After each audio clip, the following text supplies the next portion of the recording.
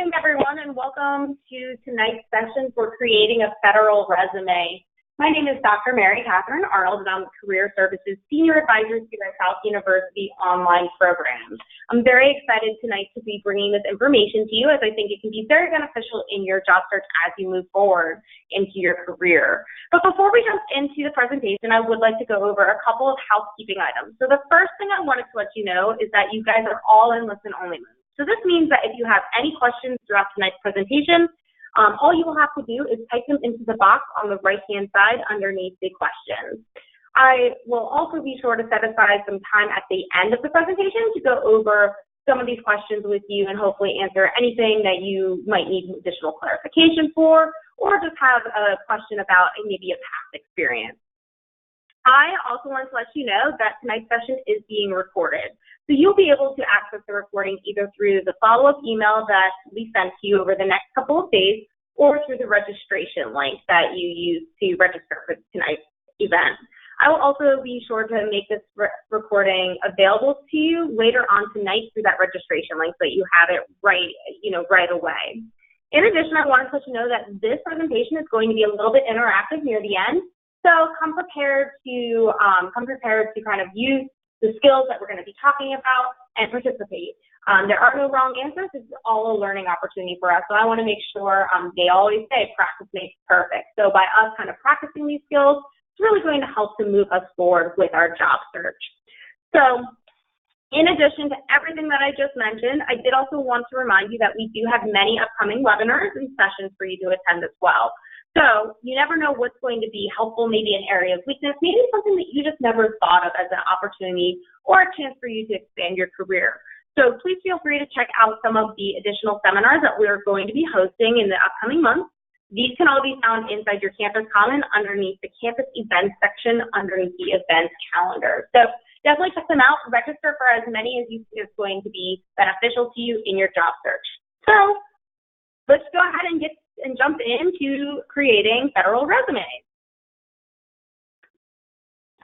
So what are we going to be talking about tonight? Tonight we're going to be covering a variety of different topics. We'll first start off with just reviewing what a federal resume is and when and why you may need to create one. Now keep in mind, a federal resume is not going to be something for every single individual to use. So this is going to be dependent on your situation. But we'll talk a little bit about when and why you're going to use them, and really what sets it aside and makes a difference between your traditional resumes that you're going to use for the private sector versus those that you're going to use for any of those federal jobs. We're also going to really dive into the ways to build a federal resume. We'll talk about different things that kind of set them aside, as well as how to format a federal resume, because it is going to be formatted differently than how we would encourage you from the Career Services Department to create a traditional reverse chronological resume. So we're going to talk a little bit about the differences. We're going to talk about kind of what you need to and what you should expect with building your own federal resume. We'll also take a look at a federal resume sample. So because there are so many differences, we do want to make sure that you are familiar with and you know kind of what your end result is going to look like. So we'll jump in, we'll take a look at just a really brief sample. It's not going to be anything all-inclusive like what you would expect to see by the end of the creation of the federal resume, but this is just going to give you an idea for the flow of it and really how you should organize and rework your content. In addition, so one of the key things that you're going to find with your job search, especially in the federal sector, is that you're going to see that a lot of it is going to revolve around keywords. So we'll do a little bit of an exercise, and this is the part that I said that was going to be a little bit interactive with you. We'll do an exercise where we'll have you kind of identify what you think are the key words and the key phrases in the job description for a sample job. Just that way you can get to kind of practicing it, and you can hopefully feel really comfortable and confident when you get to that point in your job search. And then the last thing that we'll really talk about before we jump into the questions is just going over some additional resources that you can utilize when you're building a federal resume. Again, we want to make sure that you have as many tools as possible to really be successful in your job search, and especially with your job search with the federal sector, because it is a little bit different than what you're going to see in the traditional direction with the private sector. So we'll talk about some of those resources. Hopefully you'll get a good understanding about where you can do additional research and where you can kind of go to get whatever other guidance that you may need. And then again, like I mentioned earlier, we will close with some questions. So let's jump in. What is a federal resume? So in order to really explain what a federal resume is, there's going to be kind of like three components of this question. So the first one is going to be, what is a federal resume? And to simply put it, a federal resume is a resume that combines some aspects of your traditional reverse chronological resume, but places the content into a very specific format to demonstrate success that you could have in working in a position within the federal government. Your federal resume, by the time it's done, it's going to almost look like a mini job application. It's going to have all the content that anyone could possibly need to know. Now, this also means that since I said that it's going to be something that you're going to be using for the federal government, a lot of my students ask me, well, how do I know when a job is a federal government job? How do I know that this type of organization is a federal position? So there's a lot of different agencies, and this is really where you're going to use your federal resume. Your federal resume is going to be for anything that has to deal with the government. So these can be places like the Department of Veterans Affairs. This can be something like the Department of Homeland Security, the Department of Defense, the Department of Education, so many different departments of the government that this could be a job within those sectors. In addition, it could be something for your military branches too. So things like your Army, your Air Force, your Marines, etc. And then as well as some of the other organizations that maybe don't have the words of like department in front of them, but things like your IRS, the FDA, the CDC. So a lot of these are going to be great if you're in like a business major or if you're in a healthcare major. So, these are all different types of organizations. And by far, what I mentioned is not an inclusive list, but it's enough to kind of get you started to get those gears turning. So when you're seeing these openings that oh, okay, this is a federal job. I need to use a federal resume. But the other question that a lot of my students ask, well, why do I need to use a federal resume? And really, as I mentioned before, a federal resume has a specific format. So this is the main reason as to why you're going to be using something different than what you would traditionally use with a private sector job. So this is going to be different because the federal resume wants to see a ton more content on it. They want to know that you're meeting the qualifications of the job and really what that background looks like.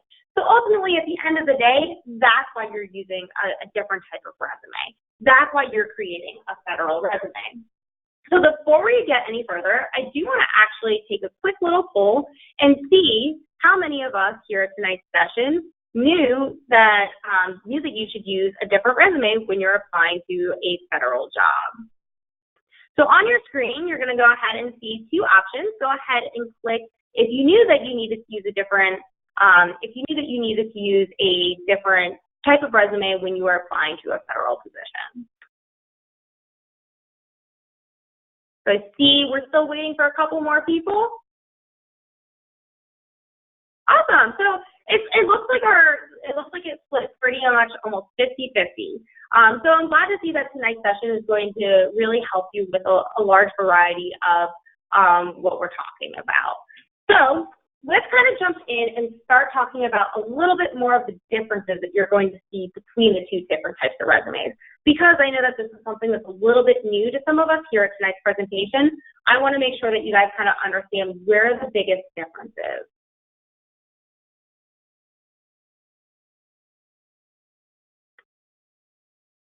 So one of the first biggest differences that you're going to see is that it's going to be really a huge difference with the length of your resume. So because the federal government wants to see a lot more information on their resumes, the length of a federal resume is going to be significantly longer than what you would ever provide in the privatized sector. So in the federal government, it's pretty much almost standard for your resume to be about 4 to 6 pages. Pretty much I can guarantee you almost that even if you don't have a lot of experience, that even because of all the different content that you need to include on your resume is probably going to at least be 2 pages. So that's one of the biggest differences. Whereas when you're talking about applying to the privatized sector, they want to see as much content, as much relevant information on the 1-page resume. Sometimes it can go to 2, but again, we typically want to keep it to 1 page on a traditional resume. Where the federal resume, it's just going to naturally be a lot longer because of what it's looking for. So what are some of the things that your federal resume is going to have a direct mention of that maybe your traditional resume isn't? One of the things that you're going to see is that it's going to ask you for, like, if you're a veteran, so do you have a veteran preference? Or have you worked in that federal sector before? Have you held a job with the government? Have you been, have you held a job with any of their subsidiaries? So that's one of the biggest differences that you're going to see right off the bat. They're also going to ask you things about, like, your citizenship, making sure that you're being completely transparent about who you are and your background. In addition, the federal resume is going to ask you for things like your availability. So when I'm talking about availability, I'm talking about what types of shifts can you work?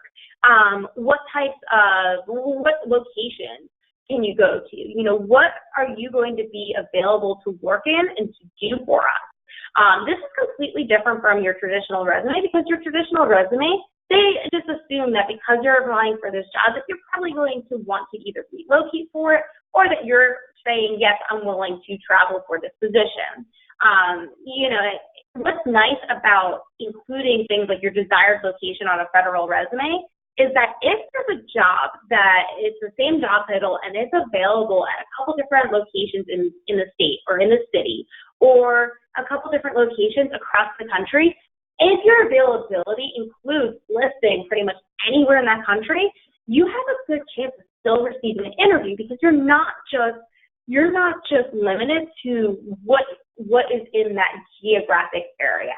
Because now your resume is going to be sent to the hiring manager for a job in California, for a job in the New England area, for a job in Florida. All the same jobs, all the same job titles. So it really kind of helps you. It gives you kind of more of an advantage this way than what you would typically see in the traditional, privatized sector. In addition, you're going to have direct mention of your work experience. Now, your work experience, even though your traditional resume is going to directly mention your work experience is going to provide you with so much more information on a federal resume. So they want to know not only the name of the company, but the full address. They want to know your salary. What was the money that you were making in that role? They also want to know things like your hiring manager information or your supervisor information. These are all things that you would never dare to put on. You would never dare to put on your traditional resume in the work experience, because your work experience in the traditional resume is for that privatized sector. They really only care about your achievements, your accomplishments, pretty much what is telling me that you are the best candidate for this position. So it's really different as far as, what you can see and what you can expect with that. In addition, you're also going to see that your federal resume is also going to directly mention educational training. Now, even though you're still going to mention those types of things on the traditional resume, again, just as with your work experience part of the federal resume, we're going to dive into a lot more detail in this educational training. So we're talking about including not only, again, the full name of the institution that you attained your degree, but we want to know when you attained your degree. We want to know the courses that went involved. We want to know your GPA. We want to know any honors that you graduated with. We want to know any of the organizations or honor societies that you were a part of while you were in there. Maybe we even want to know specific projects and things that are relevant to that desired position.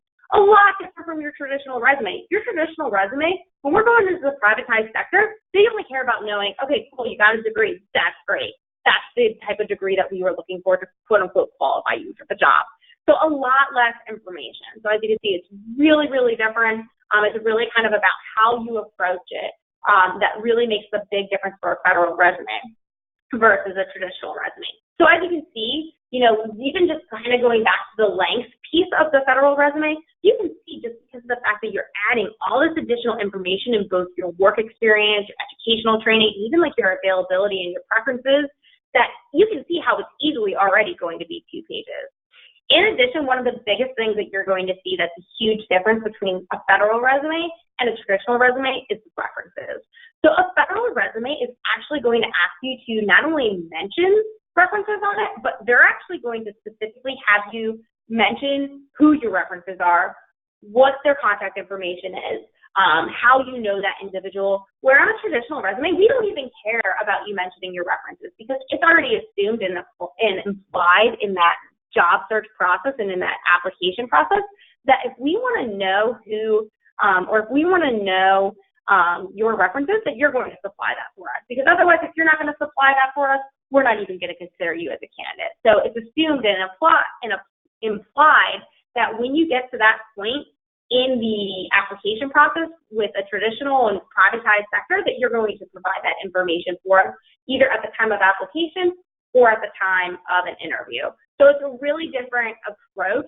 It's a very different mentality of how you're going to kind of, and what information you're going to put on your federal resume. So now you can easily see that, okay, so if I was already at a few pages with all that other information about my previous work and my education, now you can see how, wow, I might even go on to a third page with a federal resume.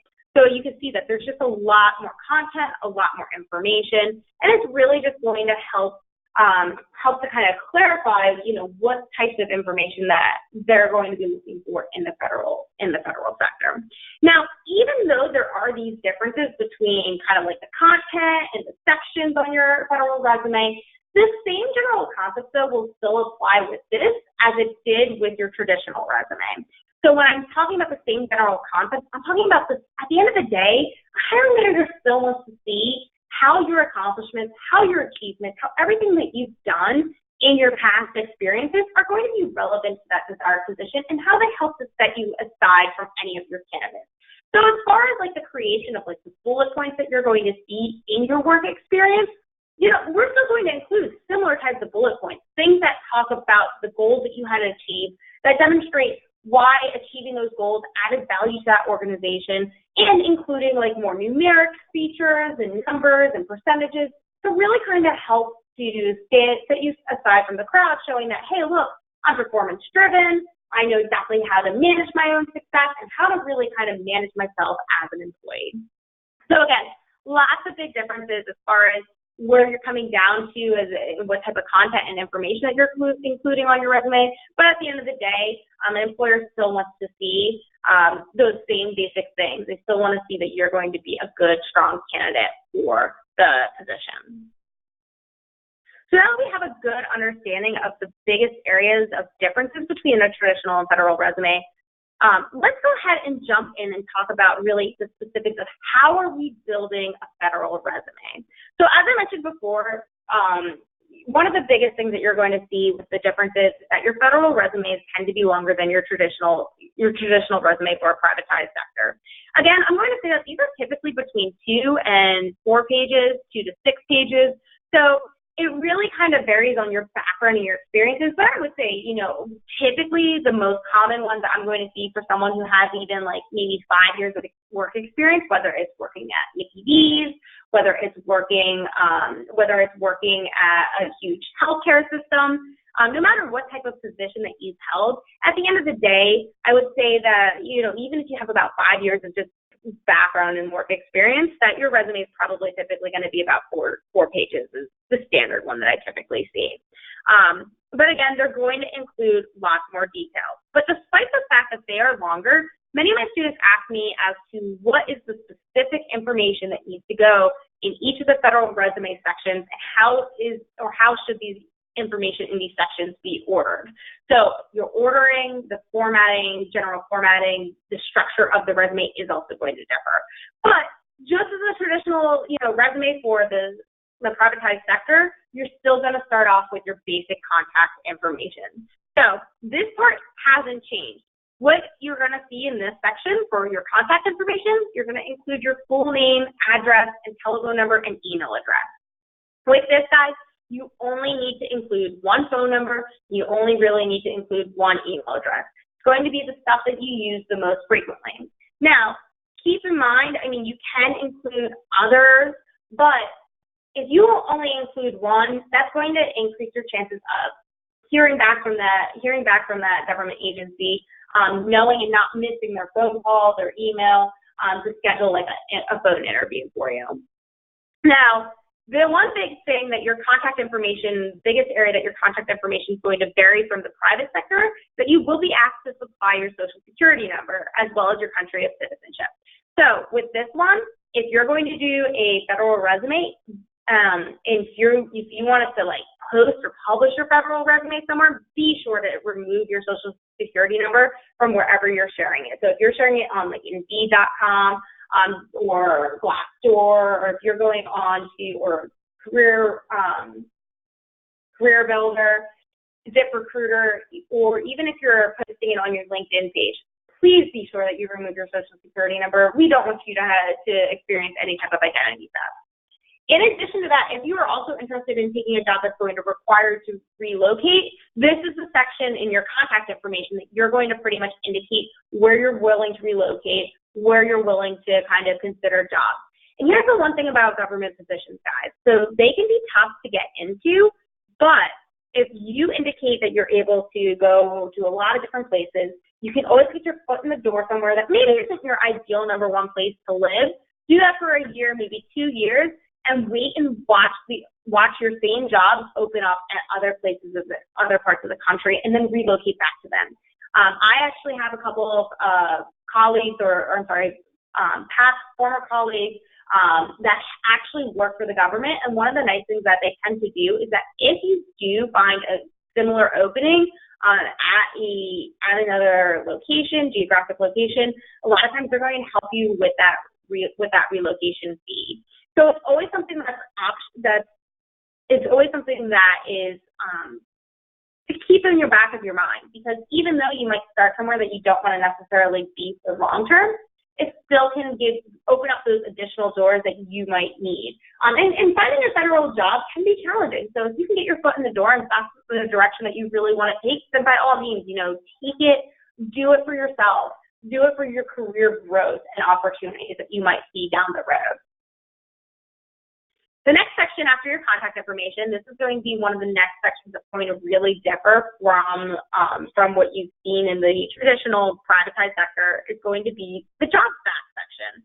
So this is an additional section where you include information about the position that you are applying for. So you're going to include the announcement number, the position title, and the grade level from the vacancy announcement. So it's important to remember all three of these things, because this is going to be kind of what ties it back easily into the system for you. So that way, when your resume is getting scanned by the applicant tracking system that the federal government uses, it's going to indicate any other jobs that are maybe located in the same areas geographically, any other jobs that are located in the same general category. So it's going to help you to kind of, again, increase your chances of being considered for either that role or a similar role. In the event that it gives you a range of grade levels for the vacancy, you will choose the lowest level that you would accept for this position. So there is a GS level scale, and I did not include it in this presentation, but if you do a quick Google search on it or a quick internet search on it, you can find that scale. And with that scale, you're going to see, it gives you a little bit of a background for what your GS level would be with both your educational training and your relevant work experience. So you could figure it out based off of that, as well as your military experience. If you do happen to have any, that's going to play a factor in that as well.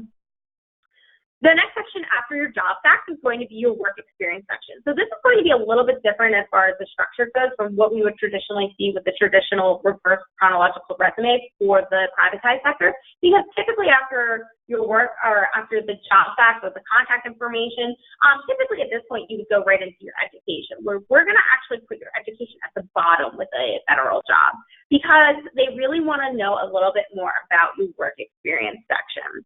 So this section is going to be similar to the privatized sector because of the fact that you are going to include the same types of bullet points. You're going to approach the bullet points with the same mentality of first identifying the task that you did.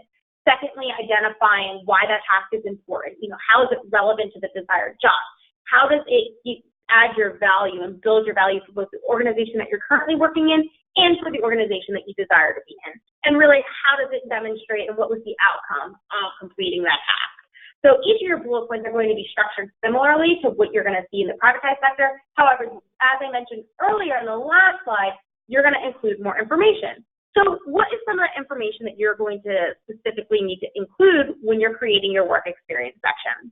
So to format this section, you want to include the job title of the position that you held, the start and end date of the position, as well as the organization, the employer's or organization's full address and contact information. You also want to include the number of hours that you work per week, or state full-time, part-time, seasonal, any of those types of per diem, any of those types of categories.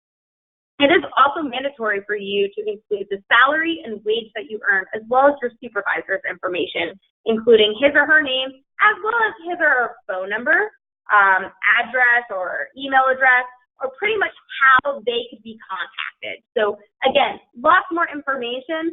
It might feel like it's kind of, it might feel like it is kind of intruding on what you want to necessarily provide. But the more information that you can give, the more transparent you are, and the more likely that you would be considered for the position. Keep in mind that you also get to indicate on your resume, for a federal resume, if you want your employer to, or your manager or your supervisors of your last positions to be contacted. So you still get to indicate that. I mean, sometimes we don't leave on good terms with our previous employer, so that might be a time where you might not want to include it. So that is something to keep in mind as well.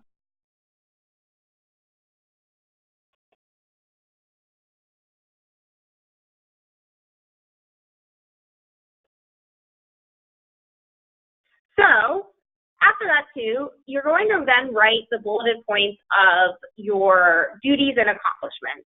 So these are those those fragmented statements, those things that I was talking about earlier that are going to align with like things like your federal resume. You also want to be sure to study the vacancy announcement and emphasize parts of the work history that matches the qualifications listed on it. So this is going to be where indicating and locating those keywords and those key phrases are most important. If you've worked in a position where it is complicated to explain all that you've accomplished, consider dividing your duties into sections such as one for management, one for staffing, and one for budgeting. So, it's okay to have a lot of information, especially if you have been in the same role for 10 years. You're going to have done so many different things probably in those last 10 years in that position that maybe it's going to be easier for the hiring manager to follow by you kind of doing subcategories under that job listing. The next section is your education and training. So in this section, you're going to want to include all of your education on it. So that means not only places that you've gotten your degrees, but if you started if you started a program and maybe didn't finish it. So it's a little bit different from the privatized sector because we don't want to include degrees that we haven't earned or degrees that we don't plan on earning. Because sometimes the privatized sector kind of might have some additional questions or might bring up some red flags that they might not consider you for the position. But in this section on a federal resume, you're going to include all that information. Just as I mentioned earlier, that means that you're going to include the name of the institution, the address of the institution, and the dates of the degrees conferred. In addition, you also want to include your high school information. You would go that far back in your education, whereas on a privatized sector, we would never include a high school information as long as you are currently enrolled in a post-secondary program. Now, you will also want to make sure that when you're listing the dates, that you're listing both the dates that you started as well as the ones of when you finished it. You're also going to list the month and the year when we're talking about the dates. In addition, we also want to make sure that you're including your major, if you have a minor, you're including any of that type of information. Some applications will want you to provide the number of credits that you have earned. So this can be really helpful if you have completed 24 or more credits in a subject related to that position. 24 credits in a subject is often considered to be the equivalent of a major. So this is why they're going to ask you for this type of information. If you are still in school and you have not graduated yet, you want to use the word expected before listing the month and the year that you anticipate graduating. List the specific courses that you have taken that relate to the job and that may be mentioned in the job announcement as well. So this is going to be, again, maybe a little bit different from what we're going to see in our privatized sector, because we are going to list not only some of our relevant, and so when I'm talking about relevant courses, I'm talking about those courses that clearly indicate, when I'm talking about relevant courses, I'm talking about courses that clearly are relevant to that degree. So if you're an accounting major, talking about all of your basic accounting, all your economics, any of those types of business-related courses. But in this one, with a federal resume, you might not only include those, but you might include some of those general education courses too, things like public speaking, your writing courses, your mathematics courses, things that might be relevant to that desired position beyond just what's your degree focus. So, and this might also help you with the key words and the key phrases from the job description as well, because it's going to, again, kind of help you to emphasize and highlight additional information. And then just as I mentioned earlier, we're going to also list your GPA. So be prepared. I mean, you might not necessarily need to do this with every single job application that you put in for a federal resume, but it's not a bad practice to do. It actually is pretty much a good practice to do, especially if you have a GPA over a 3.0. That's going to be something that you're really going to want to include every single application that you put into. Be prepared to provide a GPA, even if it's below that mark point, just because some federal agencies, they do really prefer and require this from you. In addition, you also want to talk about the other qualifications and awards. So this is going to be another section on your resume that you may or may not put into a traditional resume. A traditional resume, unless those qualifications or those additional awards are really relevant to the desired position, you're not going to put them in. However, with a federal resume, because they like to know everything, you're definitely going to include that. Now, this might be a section where you're also going to mention things like your computer skills. If you have knowledge of a foreign language, you're going to talk about your ability and your fluency in that language. Are you moderate? Can you just converse in it? Are you fluent in another language besides just English? So you want to make sure that you're including all this information in this section. In addition, these are going to be skills and achievements that are not immediately obvious or mentioned earlier in your resume. So if you are a nurse and you won the Daisy Award, this is going to be that section that you're going to include the Daisy Award and that information and content about that award. Performance awards can also be listed in this section or in its own section to show any bonuses or awards that you have received based on your performance at work. So for instance, if you are a sales representative and you achieved Employee of the Month or top sales performance of your entire district and you received an award and you were recognized for it, at this point in time, this is where you might include it either in other qualifications or in a separate section for just awards. So it's going to kind of still vary based off of your personal background, but you are going to include that whenever you are going to want to include that information on a federal resume where you might not need to or want to include that on a privatized sector for your traditional reverse chronological resume. And then just as I mentioned earlier, with one of the biggest differences is that you are going to list your references. You want to include your references on your resume and being sure to include not only the name of them, their employer, so who they currently work for, their job title, their phone number, and their email address. Make sure that you check with your references before you are putting them on this to make sure it's okay for them to be listed as one of your references prior to submitting your application. It's really important that you do this because the last thing that you want is for the federal government to give your references a call and for them to be completely shocked, overwhelmed, or surprised. Now, generally, you're still going to know if they're going to contact your references in order to schedule kind of like an interview for them, because you'll kind of know where you are when you're applying for the federal government. You're going to kind of know where you are in that job search and in that application process, but you still always want to give your references a heads up so that they're not taken aback, so that way they can always kind of talk about you very professionally and that they can leave a good impression on that hiring manager. In addition, I would say that you typically want to pick out at least 2 to 3 references, if not more. Generally, I would say you want to kind of max out around 5, but you definitely want to try and aim for that 3 references. And try and make them be professional references. Yes, you can have a personal reference on there if you absolutely need to, but try and have them be people who have worked with you in the past, whether they be past employers, like past hiring managers, past supervisors, whether they be former colleagues. Try and have it people who have seen you in action in your workplace and who will always talk highly about who you are as a candidate. And then the other thing that I wanted to talk about with how you're building a federal resume is some other additional tips. So use the resume builders that are out there. These are the easiest ways to complete an online application because they're going to order your information in the proper format and prioritize this information for you. USAJobs.gov has a great one that's easy to use. So make sure that you're kind of looking into these resources that get you started.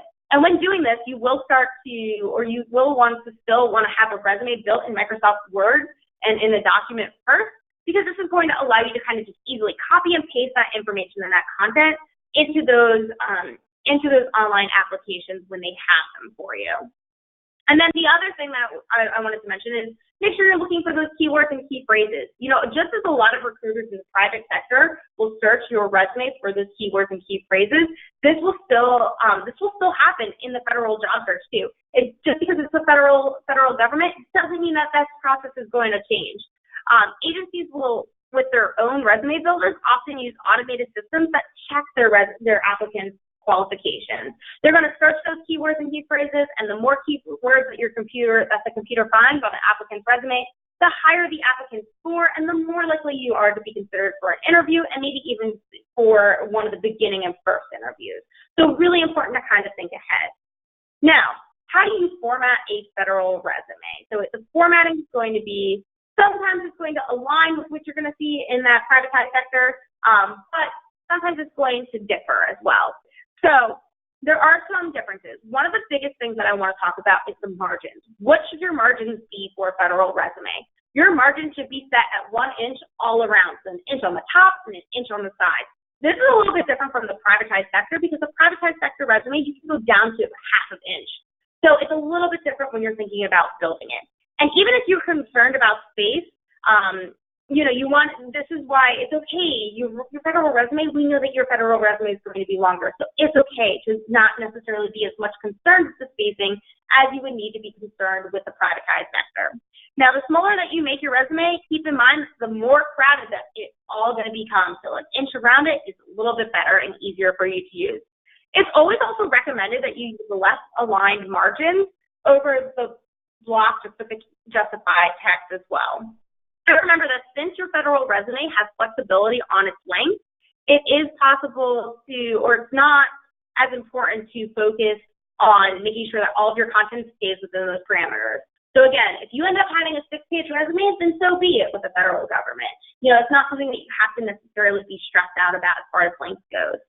Font type. So your font type is still going to, in your font style, it's still going to make a difference as to whether you're viewed as a professional candidate or not. So you still want to make sure that your font that you're using is aesthetically appealing. But be sure that when you're thinking about it, don't be too creative.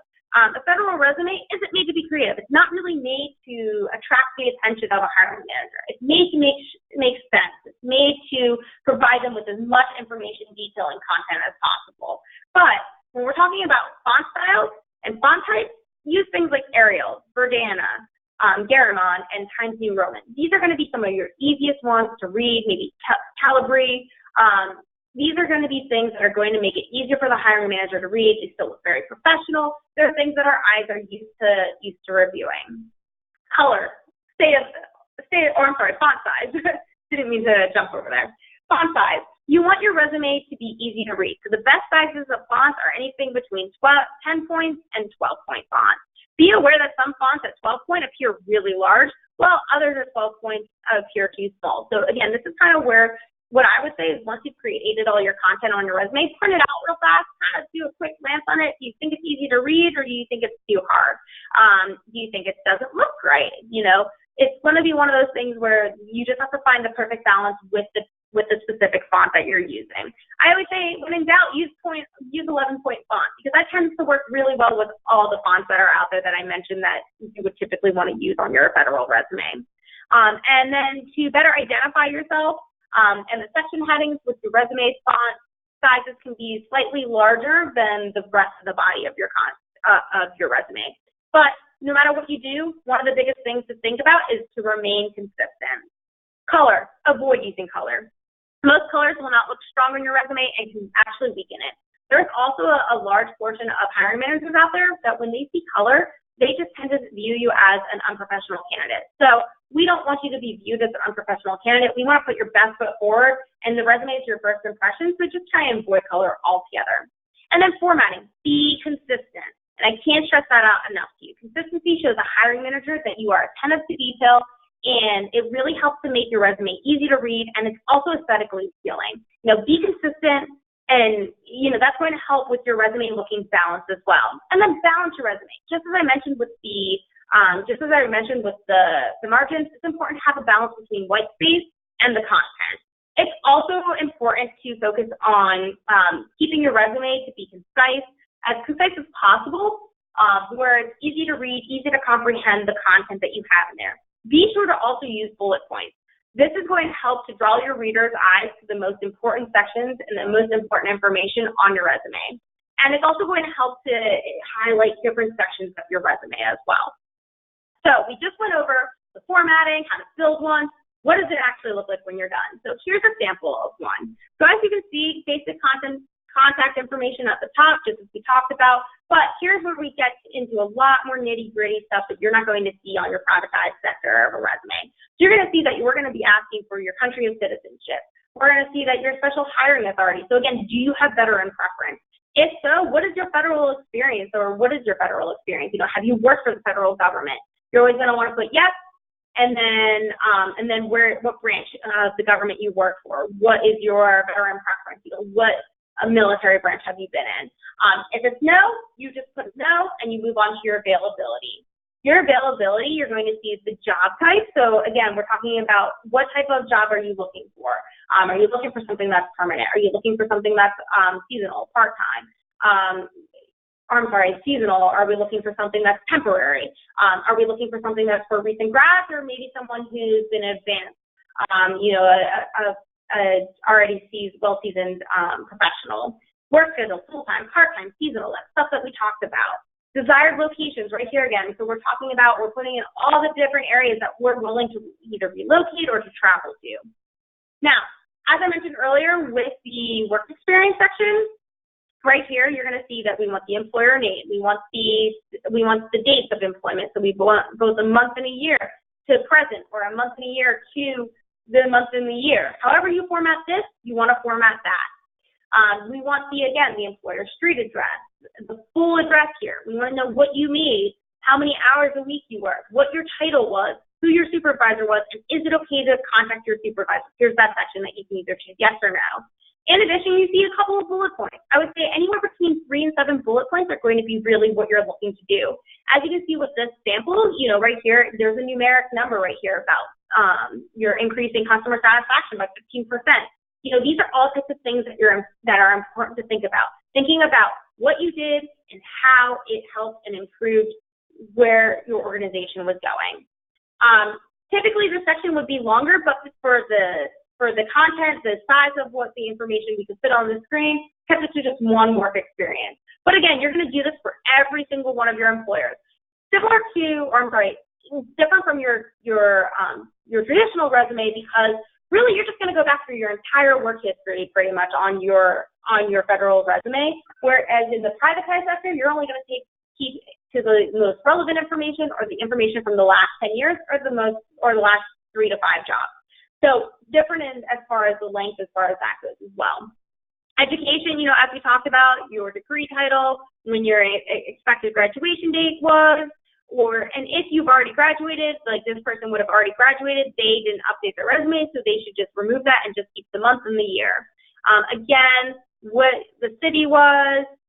One thing that you'll see here that we definitely missed would be the organization for where you got your degree from. So you want to make sure you're including it. But again, here's your GPA. Here's how many credit hours the student had at that point. Here we go. We have the major and then the relevant coursework. As I mentioned, some of the other sections that you're going to see, your language skills. So again, talking about any of your language skills that you have here.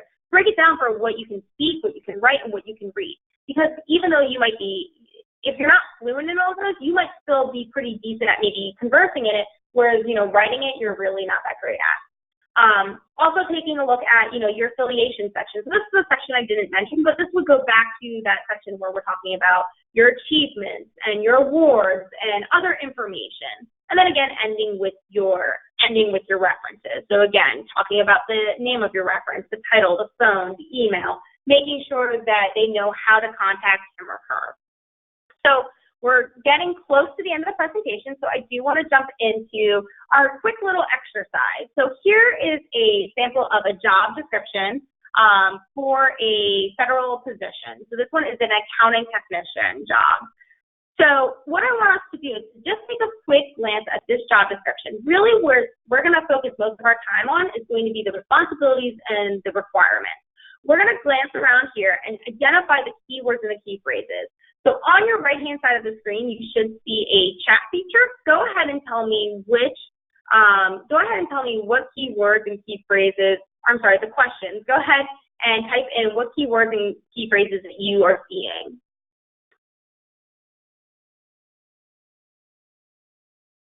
So what are some things from this job description that you're going to want to include in your resume?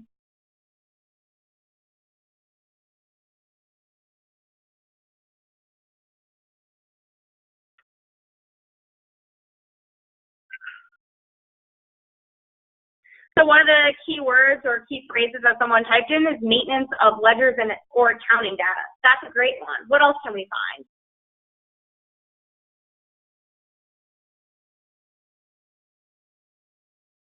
Someone said balancing. Absolutely, yeah. Balancing is listed here once, I think, on this job description. Reconciling, that's another great one. Reconciling comes up at least like twice in this job description. What else have you guys seen? Go ahead and type into the questions box for me.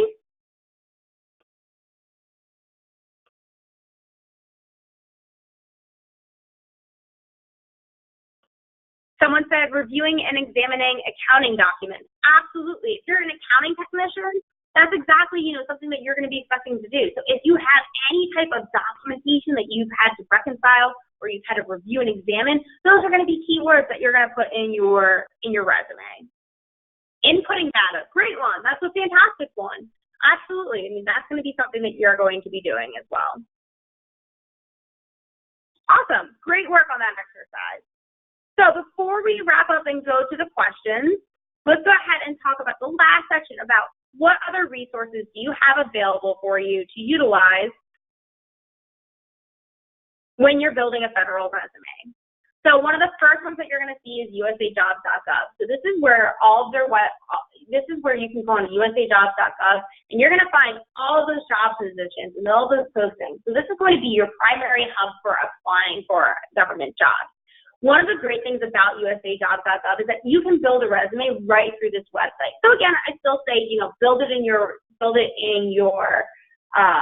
Microsoft Word so you have it, because if you can attach it to someplace, that might be easier sometimes, or you still want to have it available to you so that way when you go into a job interview, so you can go ahead and you can print it off and you can bring it for you. In addition, it says you can build it through the website, but how do you do it?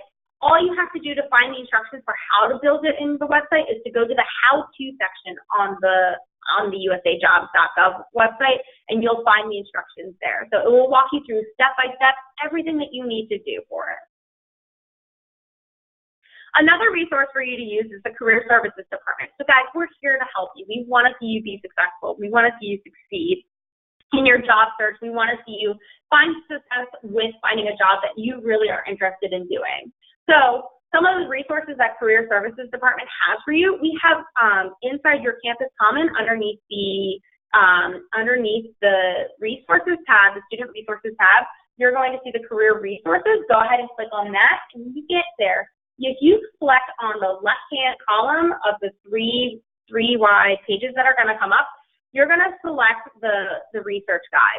In the research guide, that's under the resource called Vault, and that's going to provide you different guides for you to review. So one of your guides that you're going to probably find really helpful when you're talking about government jobs and federal employment is using the Vault Guide to Government Jobs. If you guys search that when you get into Vault, that's going to give you a great resource guide where it's going to give you pages of things to read exercises, things to kind of help get you more familiar with this process and to feel more confident with it.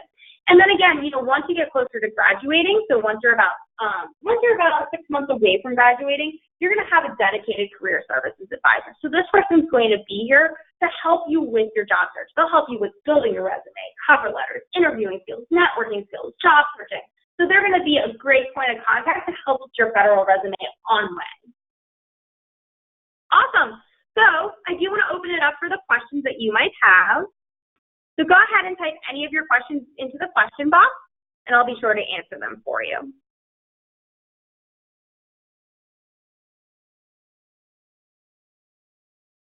One of the questions that we have is, should I edit my resume for every job that I apply to on in the federal government? So this is going to be something where you do want to edit it for every job that you apply to, because again, we want to maximize our search by using the keywords or the key phrases that are listed on the in the job description. So although you might not have to necessarily you don't want to reinvent the wheel with every single application that you submit. You do want to go and make some small tweaks and adjustments to it. Is USAjobs.gov the only place that you can apply for a federal job? So it's not. Those jobs are also going to be posted in all different places. You might find those jobs posted in on a job search engine like Indeed.com. But generally, what's going to happen is it's typically going to just kind of revert you right back to USAjobs.gov, because USAjobs.gov encompasses all those different organizations that I mentioned earlier, plus a lot more. So that is going to be a really great primary resource for you to use. Is it true that when I apply for a federal job that I may not hear back for a long time? So it really depends. The last time that I've seen, students who have gone through the federal job search process is that it does typically take a couple of months. It's just a very rigorous process. They get a lot of applicants, and a lot of times, staffing isn't their number one priority. Although it's something that they care to do and they want to fill their openings, that it just takes a lot longer. I mean, even from the time that, let's say that you were to go through, do the application, get called for an interview, go through the interviewing process, then check your references. By that point, they might even still need to go through like a background check. So it could very possibly take you about 6 months to get a job with them once you've applied for it.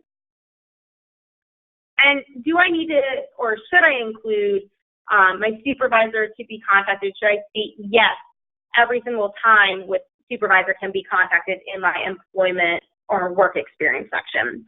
So that's a great question. That's something that's completely up to you. I always encourage all my students that if you even ended on decent terms, that you absolutely want to include that. Just because of the fact that sometimes that's going to throw up a red flag, like why can I not contact the supervisor?